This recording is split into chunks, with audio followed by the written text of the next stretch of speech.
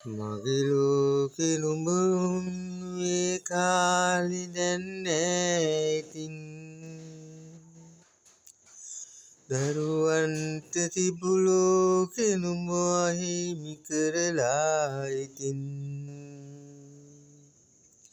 නවදීර්ඝ කන ඔබට ජයගන්න හැකි ලෝකයෝ නම් ඉතින් සැනසෙන්නේ නුඹ කොහොම දුක අපිට දීලා ඉතින් ඇත්තටම ඉතින් මගේ බිරිඳ කරපු වැඩේ ඉතින් හරි අසාධාරණ වැඩක් කරේ. දැන් අද මායි පුතයි තනි වෙලා ඉතින් දුකයි. ඒ දුක හේතු කොටගෙන තමයි ඉතින් මේ වගේ නිර්මාණ බිහි වෙන්නේ. ඉතින් මේ කල්පනා කර කර ඉද්දි ඉතින් ඔහෙ ඒකක් ඒ කවියට නගනවා. ඉතින් ඒක ඉතින් මේ තුලින් මේ හිතේ පොඩ්ඩක් අර පීඩාව අඩු වෙනවා. කමෙන්ට් එකක් දාන්න, ලයික් එකක් දාන්න, මේක අහලා බලලා ෂෙයා කරන්න.